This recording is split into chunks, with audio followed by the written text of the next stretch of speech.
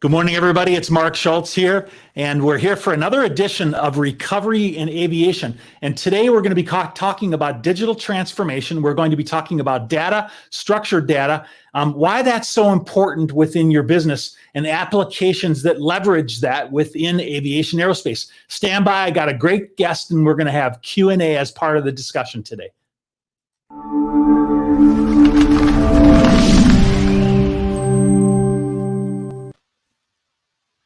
Hey, welcome, Thanos.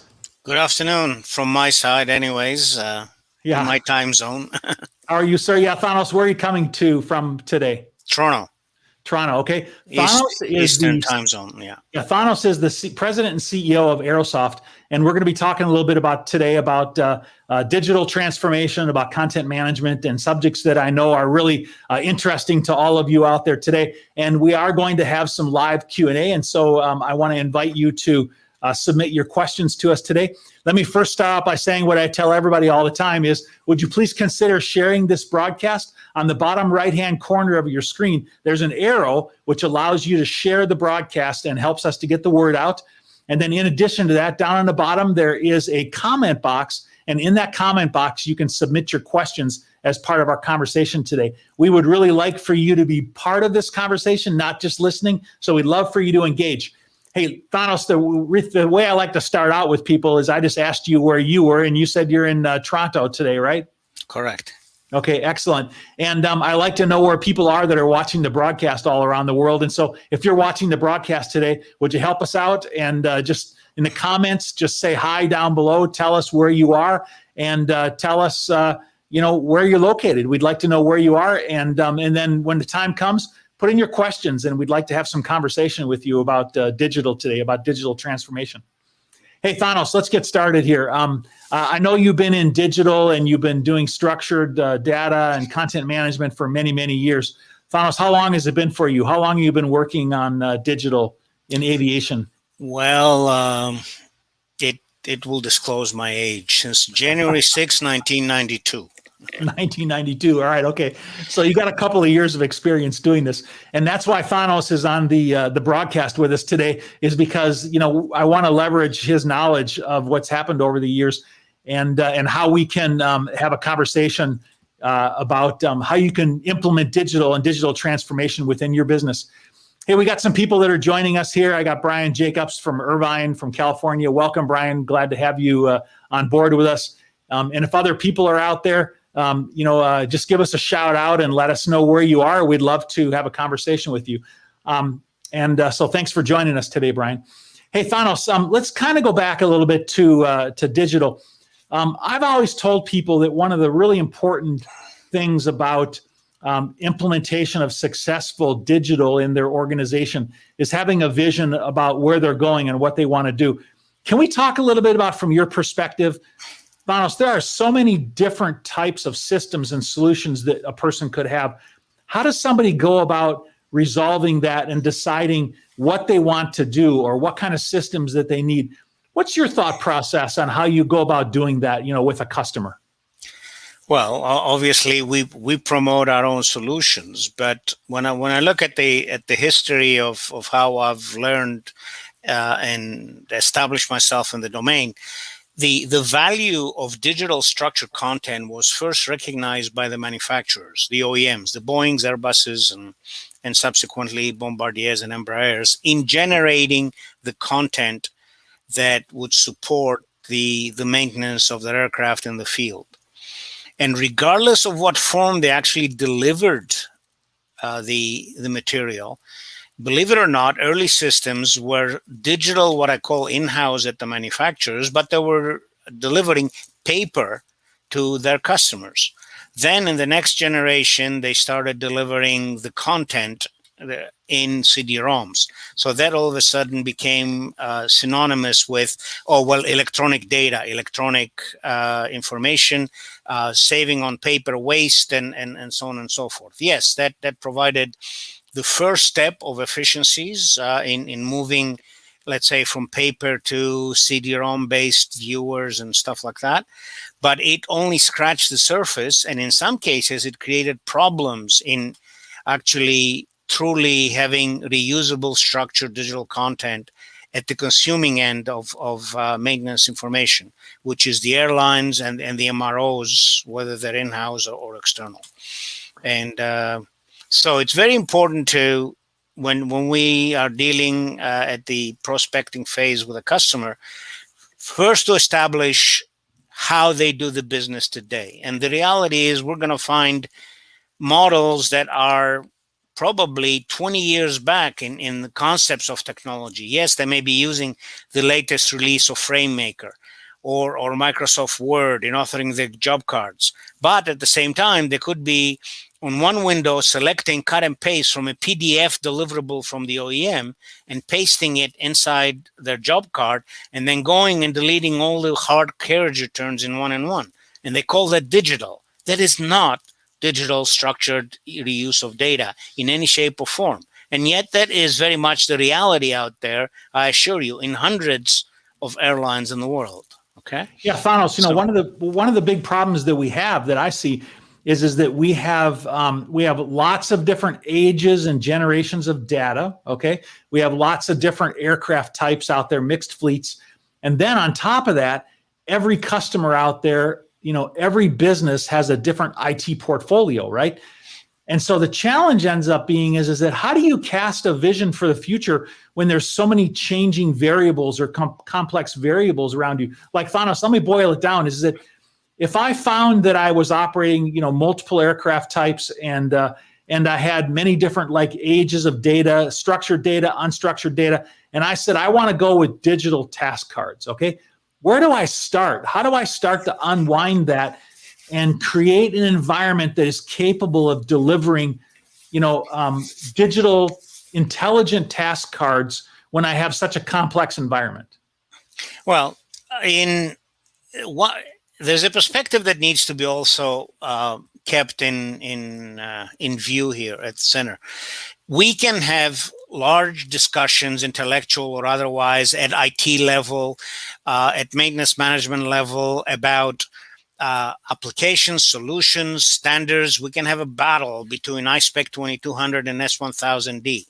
Frankly, mechanics don't give much credence to any of that. What they're interested in is having accurate information in front of them in order to execute the maintenance in a compliant manner, without a doubt. And then the people that prepare all that work need to have that information in a way that is reusable, structurable, and to aid in the planning and the cost management and so on of the MRO process. So I think the overall perspective always needs to take into account how is the information in the end going to be used. And there is no doubt people in my lifetime and beyond will still want to see a task of an AMM. They will want to see an IPC page. They will want to see a job card to follow the steps and digitally sign them off. That's fine. Or capture part removed and part install type in a card, which flies back and takes compliance against the MRO system and updates the aircraft configuration and so on. But in the end, what I just described in 5 seconds or 10 seconds is what needs to be accomplished. And then you got to work back to, okay, what have you got in place today? And that can vary a lot because of diversity of fleet.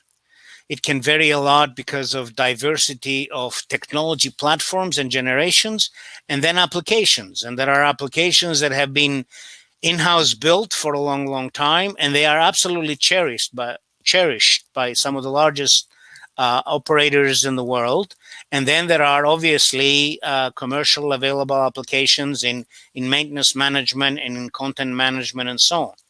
And you superimpose on those then standards of ATA and standards in technology that evolve over time to take advantages and to, in the end, to save money and improve ability to show compliance to regulations. Yeah.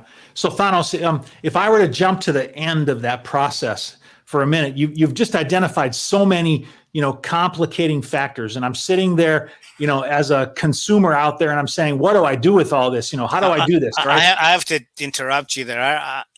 Those that know me in the industry, I've attended endless seminars, and I recall very much in one of them, I asked a question, and the people reached me after the question when the break was, and they said, "Thanos, do you have to make it so complicated? We're trying to sell systems here." Well, the reality is, it is complicated. Our world is very, very complicated, and I think it's dishonest to tell people that on a Saturday night, just because you have cloud, you're going to go magic from a what I call organized mess to absolute control, and everything will be peachy, and now because everything is running on the cloud, you will have no problems. And those are because you're using an Android versus an iPad, that really differentiates what it's all about. It is not like that. It's far, far more complex. It requires a lot more analysis and investments in business processes and data that are in there, and then provide a transitional process by which you can move to the new brave world for the benefits it will bring forward. Well, Thanos, I think that's the ticket right there is that, let's not sugarcoat it. It is complicated, okay? And so I think that's one of the big challenges that I've seen over the years is that people get paralyzed because they don't know really what to do. There's so many complicating factors. We have old systems and complicated data and new systems and lack of integrations and different standards and all those things that you talked about. And so for a minute, let's maybe break it down a little bit. Pause for a quick second and say, I still have people that are continuing to join. I thank you for joining. I welcome your questions. And you can continue to tell us where you're coming in from. I have David Williamson coming in from SEZ Aerospace. Welcome, David, and some others out there. We really appreciate you joining the broadcast today. But let me just for a minute say, whether you're an OEM or whether you're an aerospace vendor, supplier, manufacturer, or let's say you're an airline operator, okay? Let's take the airline operator case for a minute, okay? So let's just say that you want to be able to have mobile task cards. You want to be able to put a mobile task card in the hands of your mechanic that is effectivity driven and is efficient, and it only delivers him the information that he's looking for to be able to execute the tasks that have been assigned to him, okay? So Thanos, how do I work backwards from that? It's so complicated. How do I say that's all I want to do? And I oversimplified it on purpose, saying that's all I want to do, okay? How does somebody tackle that? Where do they start? What in the world do they even do, Thanos? Well, you threw in a very, very key word in your requirement. You said effectivity driven. Oh. And that, for example, is the go, no go. There are applications out there that have taken PDF content and piped it down to iPads. Okay.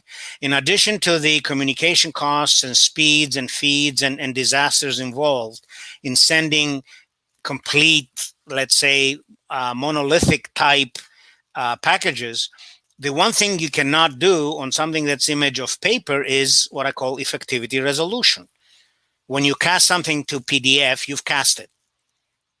It is content, it is searchable, it can have links, but it is all the link.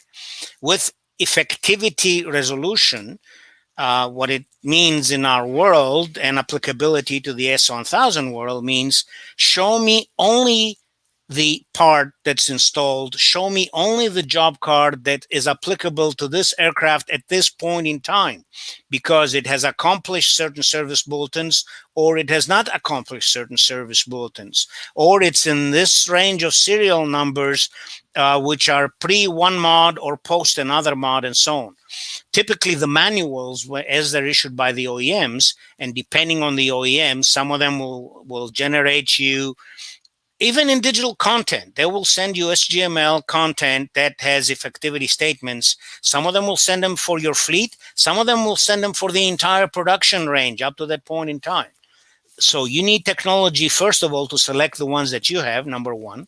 Number two, simple step, but at least reflect the data in terms of the regos. The OEM doesn't know the registration numbers that you've got on your aircraft. Only you know it, right? And then you as in the airline or MRO know which SBs have been installed, which haven't, which are in the process, and so on. And all that information needs to be played and then show the person that needs to see the information the task that's applicable to the aircraft that is just pulled in a hangar. And it may be one of 300 aircraft that's in the process of having one single SB applied, which will take 90 days across the fleet. So the same aircraft could come 2 weeks in a row for a phase day or a phase C check. And one day it could be pre-SB, and you'll do the other scheduled tasks. And 3 weeks later, it'll be post-SB. And then some of those tasks will be different because now you've implemented the SP in between on one of the other nights. And the system needs to actually show them only the effective information. So effectivity is very key. The other issue behind your requirement, I could make it more stringent, is revision updates. When you're talking about mobility and communications and so on, in addition to requiring data on the device that is, first of all, interactive, the ability to catch things from the keyboard or screen, in addition to the stuff that's being delivered, it needs to be very efficient in the way you get the data to and then data back from the device. So XML, HTML content is much more efficient in being sent back and forth, but it's also very important to have a very strong revision and distribution model. If you're sending the AMM and it's only had 10 tasks updated, you do not want to have to send 20,000 tasks, even though they are XML. You want to be able to send the 10 tasks that have been updated in this revision, because that'll take a fraction of the communication time and costs involved. So Thanos, I wanted to, for a minute, relate that to, we have a person out there, David Williamson, who obviously he's thinking about, defense operations. He's thinking about military contractors. And he's asked, how does this fit into the government, contract world and process standards? And so, one of the things that I tell people when we talk about this is that I have worked with a lot of defense contractors and with military aircraft. And, the terms that we use in commercial aviation, are very similar to that which they use in military. Only you may call it a task order, or you may call it depot maintenance, or you may call it line maintenance, but the challenges are really the same. Is that a lot of that I used to work at Boeing. And, I sat in meetings at Boeing where aircraft were already manufactured and being delivered. And we talked about how do we manage and maintain configuration control moving forward. And so the challenge is not exclusive to commercial aircraft or exclusive to military aircraft. The problem is really exactly the same. David, if I could just speak to you specifically, is that, we have this challenge of having data which is generally applicable across, a full range of serial numbers and aircraft types. And the problem many times ends up being is that the information is not delivered, effectivity specific, number one. And then as the aircraft are modified over time, Thanos was talking about this, is that we don't end up having real-time update of the aircraft configuration. Like Thanos said, pre-service bulletin or post-service bulletin. What is the current, as flying configuration of the aircraft right now? And so without having intelligent data, all right, so let's go back to the beginning. If you really want to have intelligent data and you want to have efficient maintenance environments, all right, and if you want to be able to update the aircraft configuration more automatically, all right, we have to have intelligent content. We can't take a PDF document and throw it out there and expect the PDF document that has no substance or structure to it to be able to update an aircraft configuration database on what the current configuration is. Many times those are manual entries that are entered in by clerks, by people that are administratively entering the configuration of an aircraft from the paper, records. So Thanos, let's address that. Is it how do you move from an environment where people are having to update things manually into one where it can be accomplished more automatically? What's the underlying foundation and infrastructure that's necessary to be able to move to that place? Well, you need to have just a sidebar. The iSpec 2200 standard, for example, we use in civil aviation is definitely a derivative from the CAL's compliance standards and the SGML structures that military used to use. But I'm not a military standards expert, far from it, okay? In talking about what do you need to have to move away from the people in the second floor keyboarding 3 days later the dirty fingerprint job cards into a system to one that is real time. You need to have both worlds to sort of come together. You need to connect the MRO, the maintenance management system, with a digital content management system, number one. And number two is the technology that's in front of the user, which executes the maintenance. Let's say mobility technology that first receives a card or a set of cards and then requires digital sign-off and perhaps additional information capture vis-a-vis part number on, part number off, and so on. And that data then is uploaded back up to the server environment and then gets shared accordingly back to the MRO system to be able to take the compliance, and the CMS system to create the record of proving that activity has taken down the road, to be able to prove accomplishment of a particular check or an AD compliance and so on. So you need to do the integration of the systems, number one. And number two is you need to decide the division of labor, I call it. Who sends the work package to where and how and so on, and who passes the data between the CMS and the MRO and vice versa. I'll give you one example. The CMS environment maintains the data in XML and moves it to, let's say,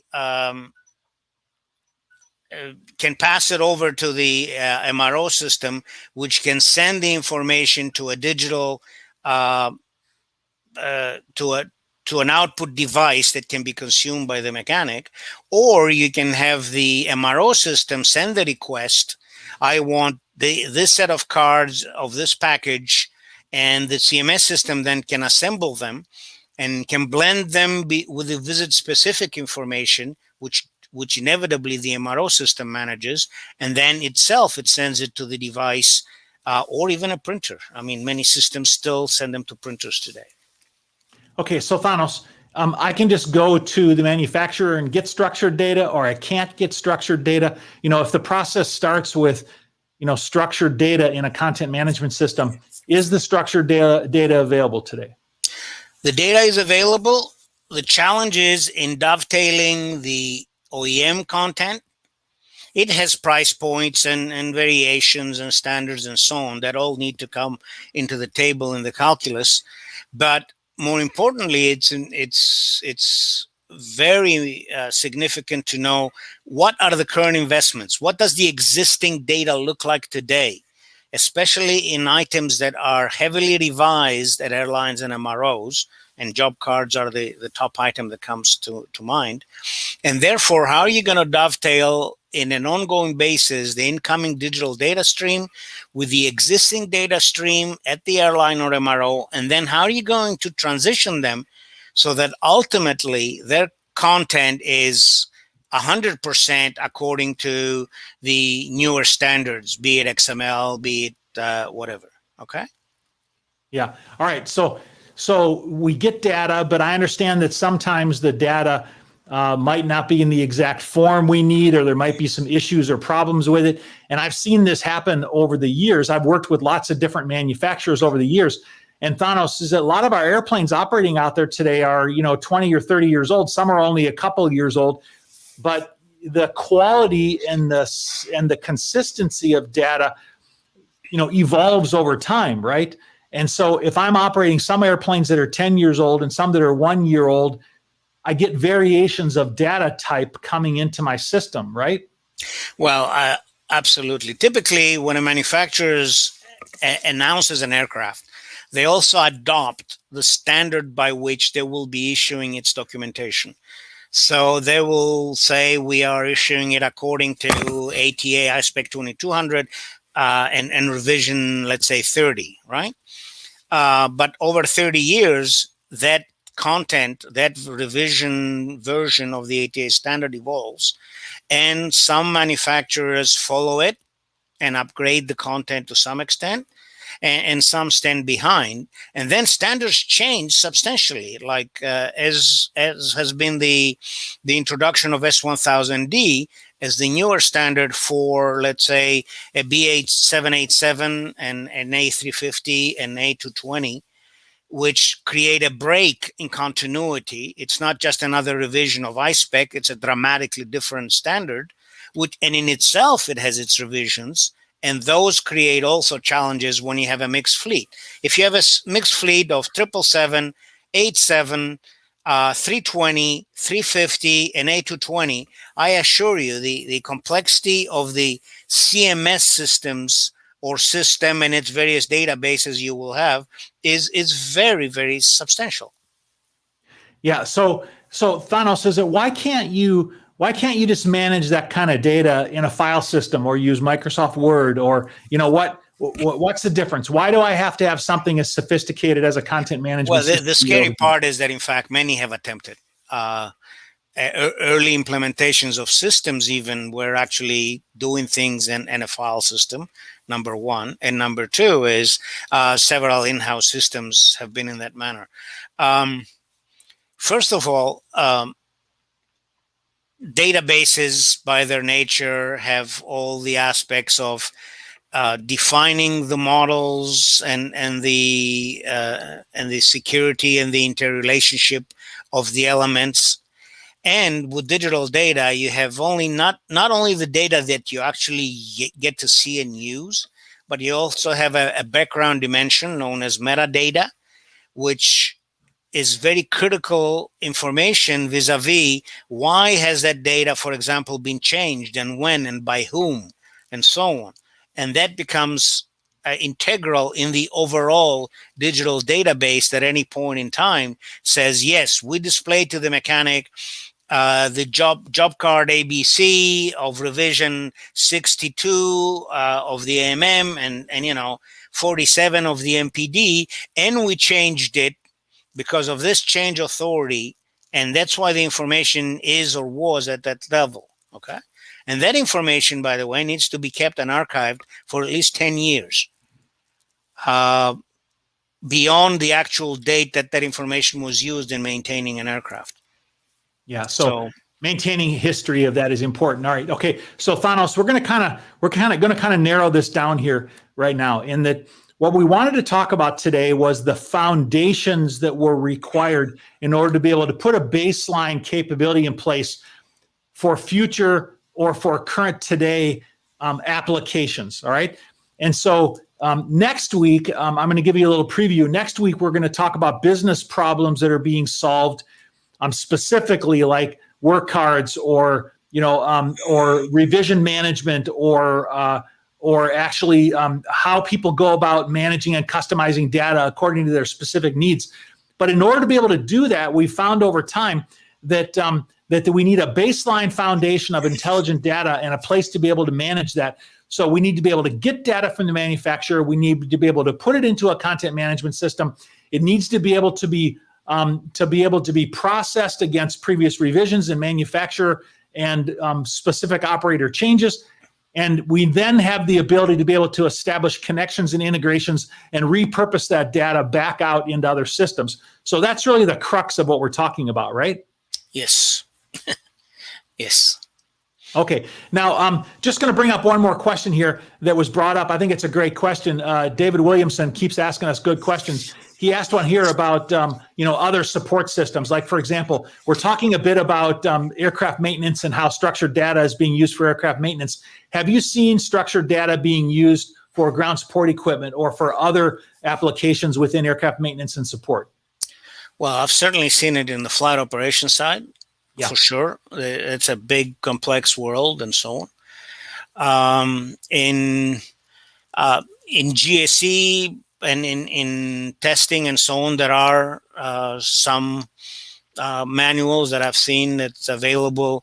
Typically, the OEMs that I've dealt with generate those more in PDFs than they do in structured content, but they may be available for some aircraft type.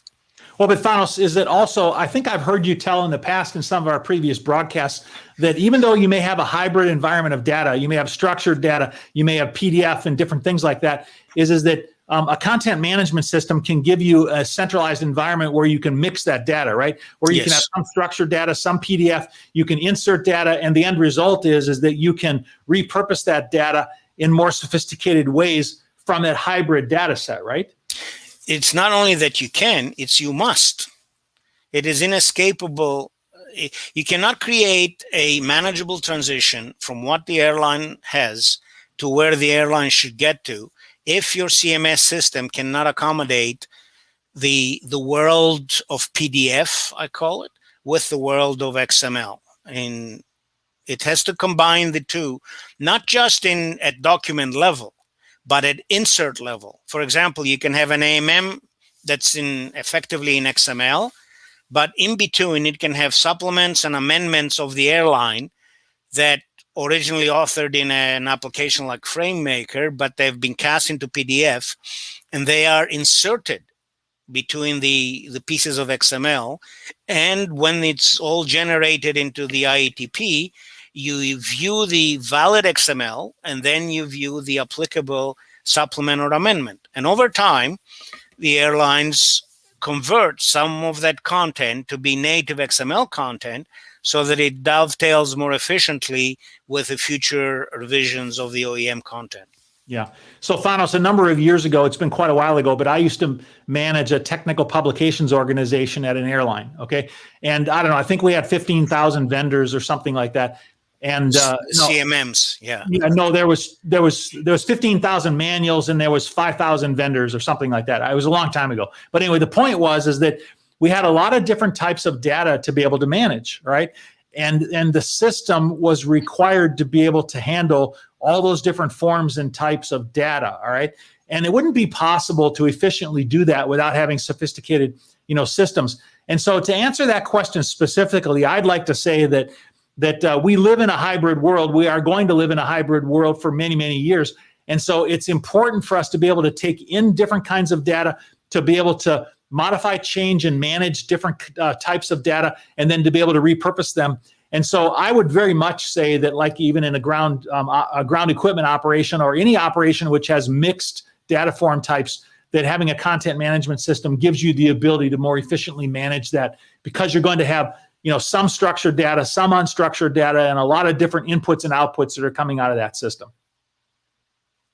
Right.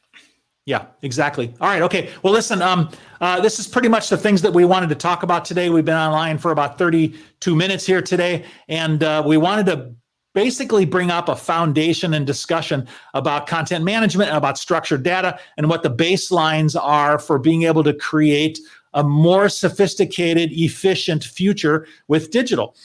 Next week, we're going to talk about some of the applications on the business problems actually that are being solved by advanced digital data. And then over the next couple of weeks, we're going to actually move into how do we actually affect and implement those things, and then talk about some specific applications that are in the industry.